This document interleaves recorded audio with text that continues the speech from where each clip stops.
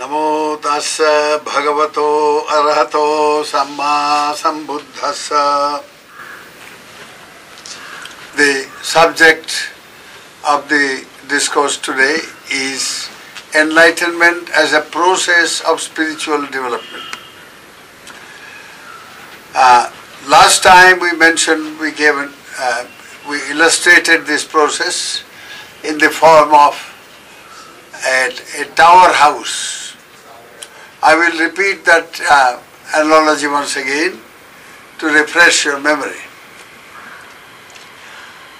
Now, if you see, the tower house is a circular building and one has to climb from the bottom to the top. You don't have any lift or anything of that sort. Now in this tower house, now there are 4 floors, and each floor has 2 chambers. So this is the analogy of what last time we mentioned. The enlightenment, Bodhi, consists of 8 lokuttara chittas. Sotapatti magga, sotapatti phala. Sagadagami magga, sagadagami phala. Anagami magga, anagami phala. Arahatta magga, arahatta phala. These 8 transcendental or supramundane states of consciousness, path and fruition insights.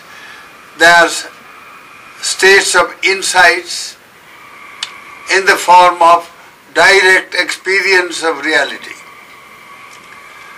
So these 8 stages constitute the process of enlightenment. Now to reach these 8 states of supramundane states of path and fruition insights, one has to undergo a series of developments. First in the form of Cheto Vishuddhi, Cheto Vimutti, and then Panya Vimutti.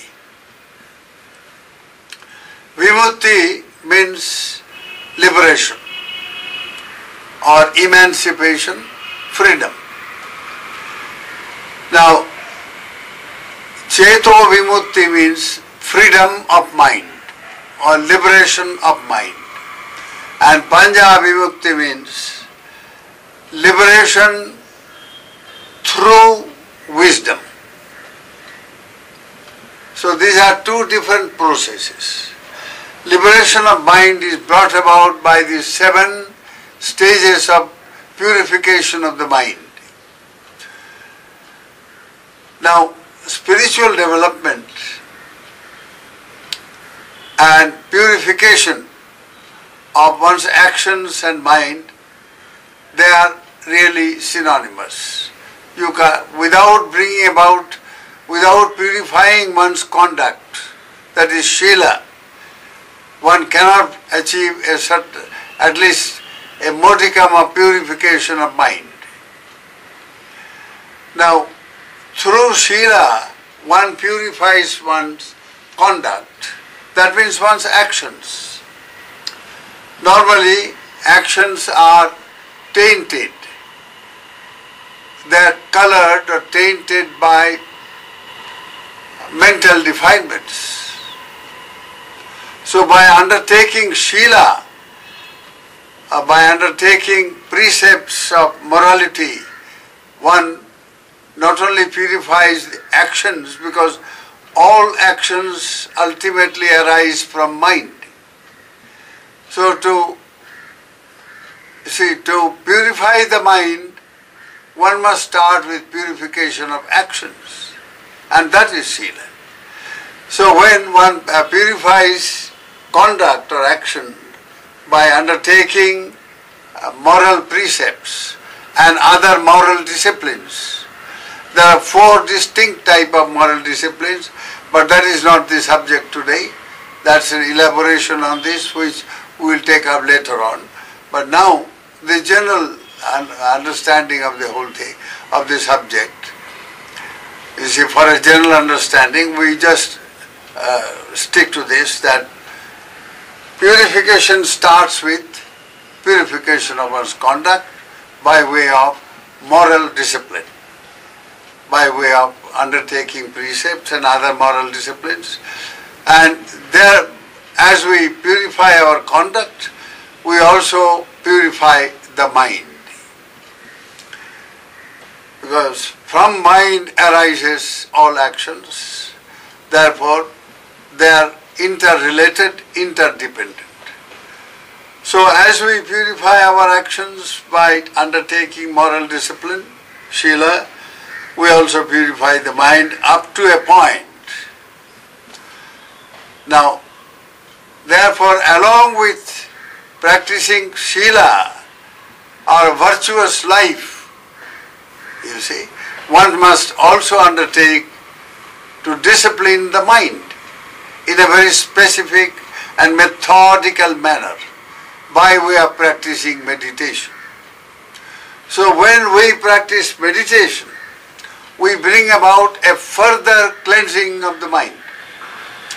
As we keep on purifying the mind through the practice of Sila, we also, as we practice meditation, we also further add to that process of purification. So, by practicing meditation, we directly deal with the mind.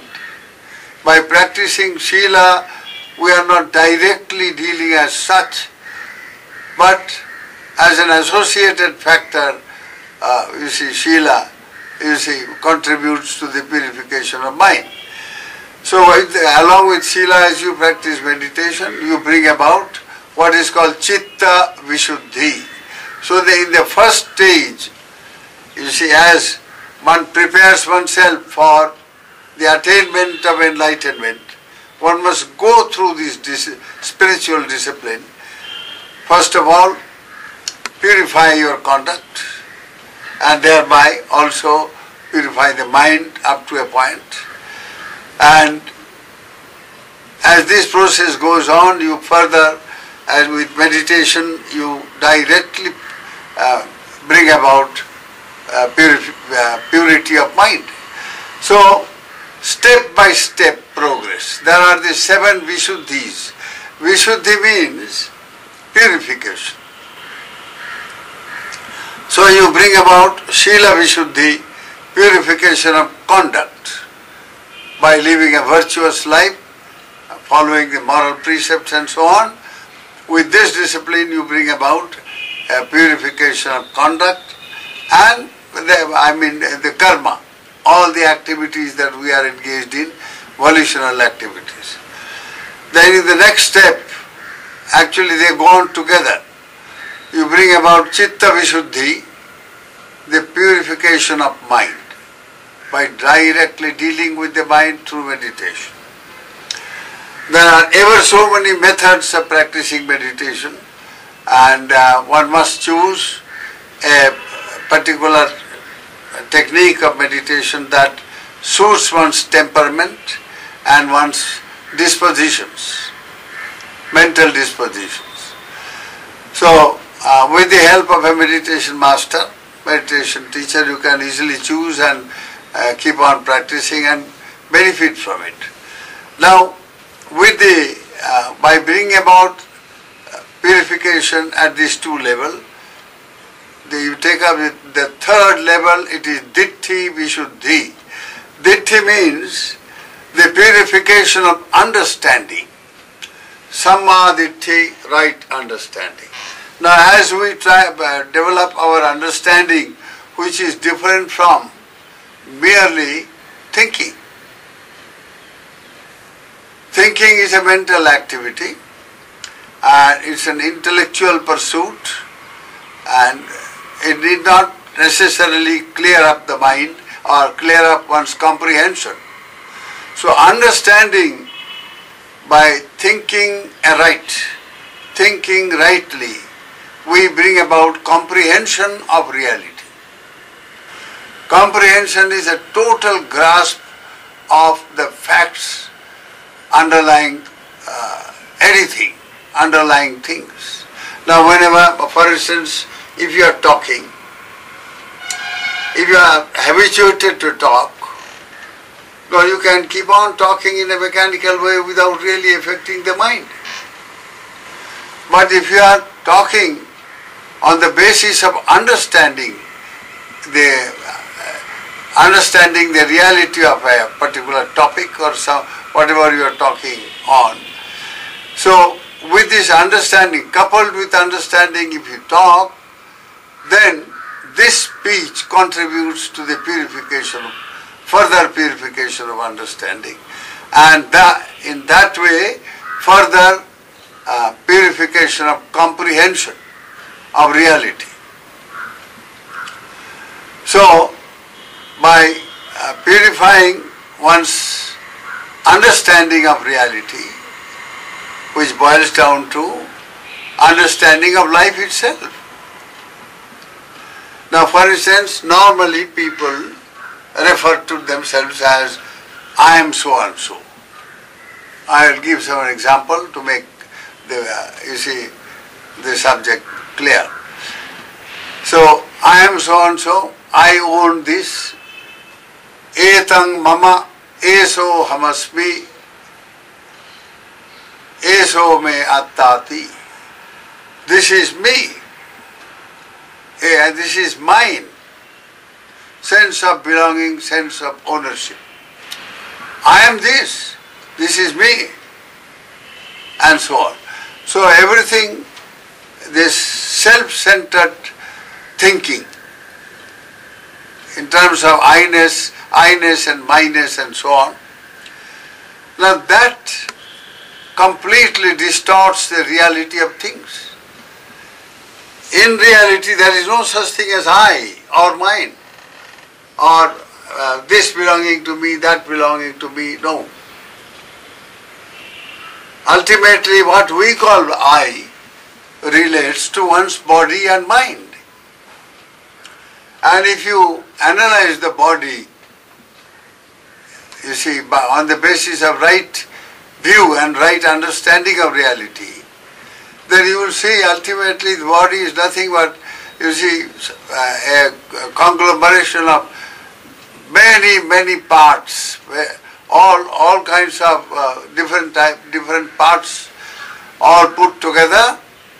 The body, you see, you create a structure, you call it the body, material body, and it functions in a certain way together with the mind. Now, if body and mind are analyzed, now mind, again if you analyze, you will see boiled down to 4 distinct types of mental phenomena: Vedana Khanda, Sanya Khanda, Sankhara Khanda and Vijnana Khanda. Body is Rupa Khanda. Khanda means, you see, an aggregation of phenomena. So the whole thing is a very complex mechanism, what we call the body and the mind. And then we superimpose on this the idea of I. So I is a concept ultimately. It's mentally construed that it belongs to, this is my body, this is my mind, this is my feeling, this is my perception, this is my action, and so forth. So these superimpositions of ideas completely distort the reality of life. But that is exactly what it is. The whole life is just that. Everywhere throughout the world, if you see. So this sense of I-ness and I-illusion, it is called, Sakkaya Ditthi, it distorts understanding. Now once we, and it distorts understanding in this manner, people lasa it is called, mental distortions. That which is impermanent, you distort it to be permanent. Now for instance, this craze for accumulating things, that they are going to be with you all the time, whole life. You are going to own them. They are your property. When life itself is impermanent, how can these other things be permanent? So that is the distortion of reality. At the perception level, then at the conception level, then at the understanding level. You see, Sanya Vipallasa, Chitta Vipallasa, Ditti Vipallasa. So these Vipallasas, you see, completely distort the reality of life. So now, if a person with a clear, having purified one's conduct, Shila, having purified one's Chitta, mind, through meditation and so on, trains up the mind further in the form of training up one's understanding. One now, when everything is impermanent, and you can see that during your meditation, if you are meditating, for instance, on breath, or on any topic, for instance, on any subject, you see how the mind changes. Now if you are breathing in, next moment you breathe out. So this is an impermanent process. Breathing in ends up, it breaks up into breathing out. Then again you have to take a new breath, then again breathing out. So this goes on and on and on. At the beginning you are just, as a meditation subject, you just watch the breathing in and the breathing out. Mentally watch, and as you develop concentration by keeping on watching, that is by becoming mindful constantly, as you do that, a time comes when the mind, you see, the mind does not wander into the past or into the future. It sticks to the object of just being bare attention to this fact, watching the fact of breathing in and breathing out. This bare attention to that, as you do, keep on doing it, no more thinking, no more mind wandering into the past or future or in any other thing, but just calmly you watch it and the mind does not wander anymore. Suddenly, after, you may see that is not merely breathing in or breathing out. All you are watching is a process of impermanence. Anicchata, anitya, that which is not permanent. A plus nitya. Nitya is permanence. So that is a purely changing process from moment to moment. And this grasp of the impermanent, the fact of impermanence, as seen, as you observe your breathing, that can bring about a tremendous, change in your life. Then you sort of extrapolate. You see everything, you begin to watch everything, and you see that things are changing all the time. Thoughts change, actions change, what you say change, everything is changing. From morning till night you keep on observing whatever you are doing very carefully, and you are able to be mindful, do things very mindfully, very attentively. A time will come, you will see, you will become aware of just one fact, the fact of impermanence, anicca, aniccanupassana. So once you begin to view everything and understand everything clearly in terms of the reality which is impermanence, then your life becomes very, very different indeed. You no longer become too attached to things. You no longer, fuss about your this, whatever you possess, that nobody should have it, etc. No fussing, nothing. You become more and more detached, more and more dispassionate, more and more patient and calm. just by rightly grasping the facts of life. So as you cultivate this understanding of reality in the form of everything is changing, transitory. So why hold on? Why quarrel about things? Why fight? Why argue about this belief, this religion, that religion? All this argument and fuss, you see, that's absolutely useless. And you begin to see that. Once you begin to see that, and you become mentally matured, indriya pakkata, as your understanding of anicca bhava, impermanence grows, you see something else also, dukkha. It is not merely just impermanent, but it's a dynamic state of changing. It keeps on changing, keeps on changing. It occurs again and again and again and again.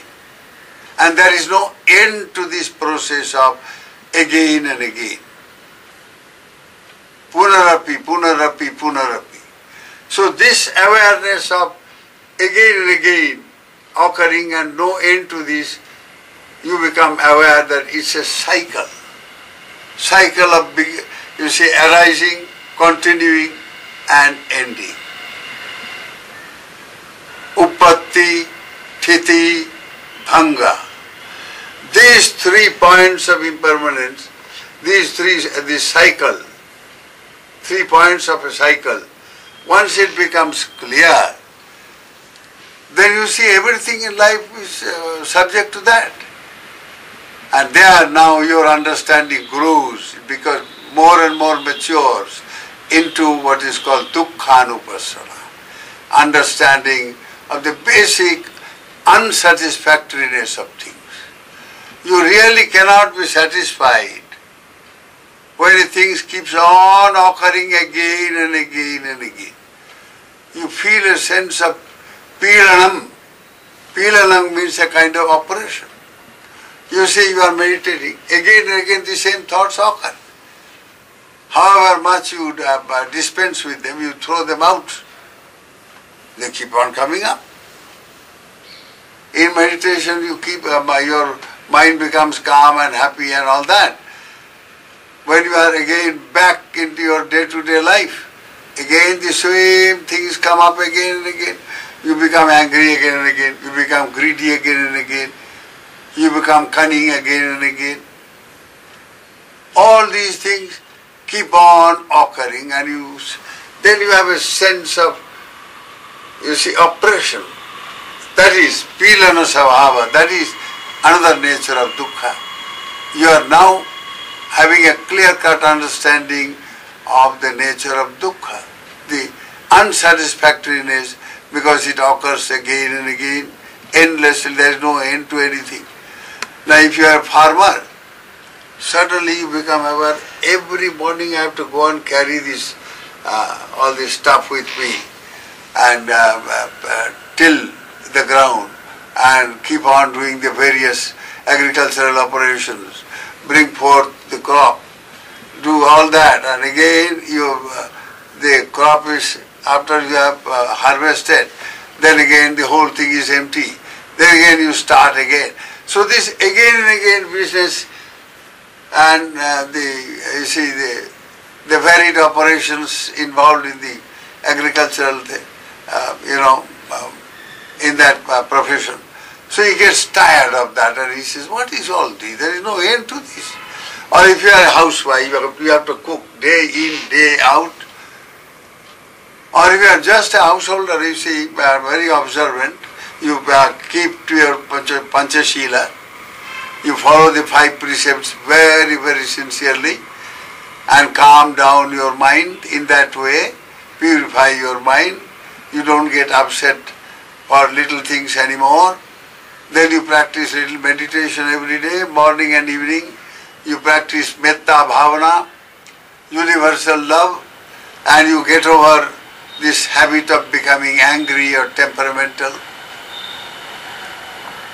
Once you train yourself up in this manner, practicing meditation of different kind, to bring about some kind of balance in your character.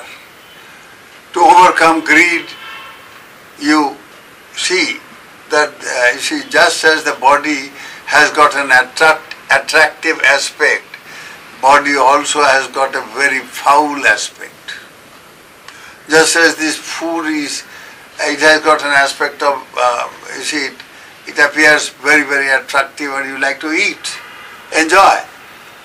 But again, once you vomit, you see the horrible side of the food.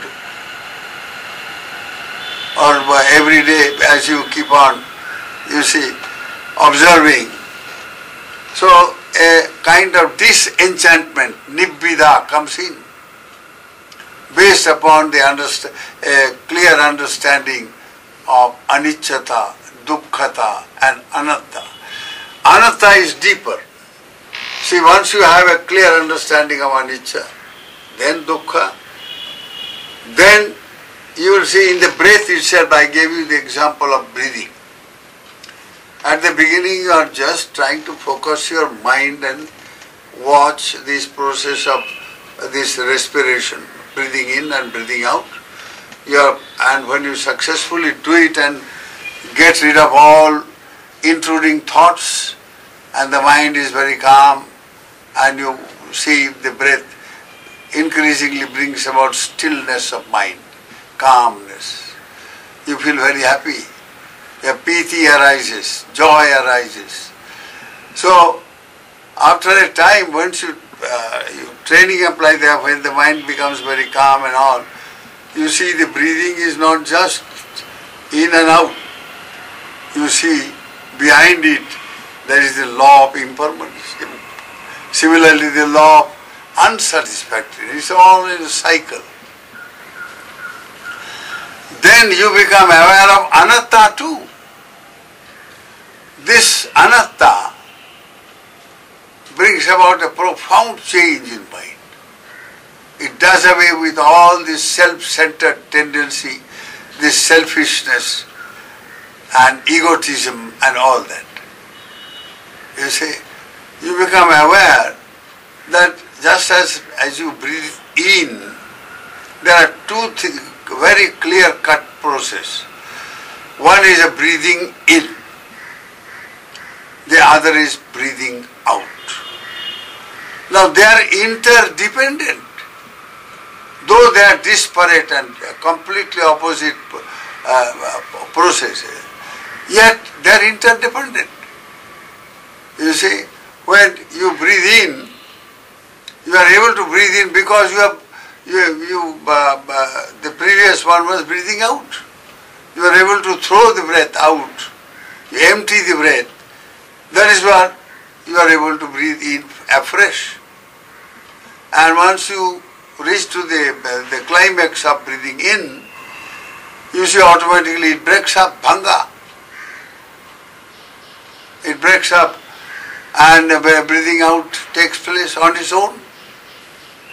So they are not only interdependent, that this cycle that is created, they are conditioned. So the interdependence of things, dependent on so many factors, everything happens in life, you then begin to extrapolate. Everywhere you see this, the factor of anatta, conditionality. Everything is dependent upon something else. Nothing is, independent. Everything is dependent on something or other. So this conditionedness of life is an impersonal process. This process of impersonality, an impersonal process because everything is unsubstantial. There is no substance, no permanent element in that. They are all interdependent based upon something or other. Once you begin to see this clearly and understand this very clearly and deeply, life changes. So the understanding of anicca, dukkha, anatta as the ultimate characteristics of life. Life ultimately can be boiled down to just that. Nothing but that. Once you can see through this, understanding it clearly, and the comprehension of these three characteristics become very overwhelming, then you are a very, very detached person automatically. You may be at home, your family, all the family affairs goes on, but you can really detach your mind from everything and not be affected at all. So you begin to cultivate factors like, if you are, let us say, a little greedy about food and all that, now you can get over that very easily. You can very easily get over saying, what is all this for? Why all this greed? Why all this rapacity? You ask yourself. And you can gradually overcome this greed for food or greed for that, or for pleasures or for sex, and all this you can easily detach yourself and live to that extent enjoy a lot of peace. It is only the ability to be detached and dispassionate that brings peace, a kind of inner peace and inner joy. So if this process, enlightenment as a process, it's a training from life to life, my dear. It's not just suddenly happening like the Japanese Satori. It's a big, I must say, a game. There's no such thing as sudden enlightenment, as those people believe. That is only a theory, that's all. I'm making out a story out of nothing.